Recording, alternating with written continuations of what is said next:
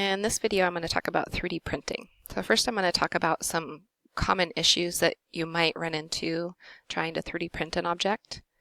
I'll talk about how to bevel an edge, how to use a Boolean modifier to make a hole through an object, and then at the end I'll talk about how to trace an image by making vertices and then make that into a 3D object. So I'm going to get started by going into edit mode, and I'm just going to subdivide this so I can do some extruding to do some demonstrating about what is good and bad design for a 3D printed object. So if I extrude up, this is completely 3D printable, fine. It will print great. If I do something like this, that is no longer fine.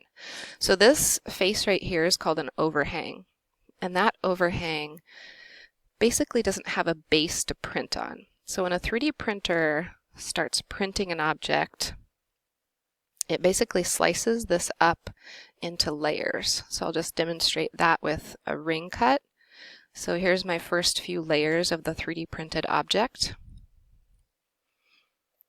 Each of these layers prints one at a time, and it has to have something beneath it to adhere to. It's kind of like extruding a string, a layer of strings, and then once it does one layer, it moves on to the next highest layer and extrudes that layer and fills it all in, and then it does the next layer. When it gets up to this layer, it will look at like this slice right here. If you can imagine, this layer right here has a base to build on that is all these other layers down below it. This right here, basically the printer will be printing in the air and it doesn't have anything to kind of hang on to. So that's a problem. There's a couple things you can do to help with that. I'm going to go back into face select. You could do something called a bridge. So, oh, missed that one. So something like this, where these two are actually the same height. Something like that. This is called a bridge instead of an overhang. So it has something to adhere to here. It has somewhere where it's going, because the 3D printer would print this layer, and then it would come over here and print this bottom layer. Whatever that looks like. So this bottom layer, and then it would print this and this and this and this. So it would build those up together. And then when it gets here, it's printing, printing, printing. It's extruding in the air, but it has something to hang on to when it gets here.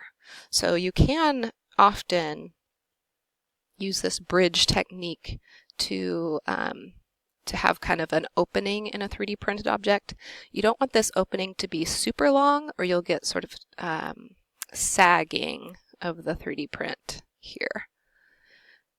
Another thing that we can do is make sure that all the overhangs are at least 45 degrees. So if I extrude, but then I do something like this, where I make sure that that's at least 45 degrees. So I'm just looking at this square here.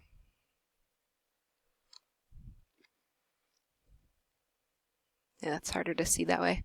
So I see kind of a square right here, and I'm trying to line up my my angle to be at least 45 degrees here. Lower will be much harder for it to print. Higher is better. And that's a kind of a general guideline. Sometimes you'll run into times when 45 degrees isn't enough, or it'll work okay with not quite as much of a slope. So it's kind of a trial and error thing. A lot of times also, if you have a bit of a curve here, it prints a little bit better than if it's straight. One other thing to consider when you're designing a 3D printable object or 3D printed object is that completely flat top faces actually print a little bit less nicely than curved faces. The sides print really nicely, and then the top can sometimes look a little scratchy, like ridged or whatever. So something you can do to help mitigate that is to, however you do it, maybe you have an inset, maybe you do what I'm doing and just kind of manually manipulate some of your faces to maybe, or vertices or faces to maybe make it a little bit more roundy. You can do a Control R or a subdivide or an inset on your edges here to make it a little bit better. And then you would select all the way around here and round that straight part a little bit more. If you have something like whatever, a cylinder or whatever, and you have a top face that's flat, you can always do the inset, which is I, and then just kind of pull up.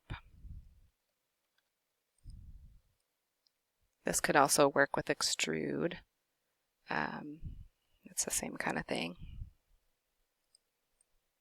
And you can see how that's kind of making a nice rounded edge. So any perfectly flat surface is going to be a little bit scratchier, not as smooth as rounded edges.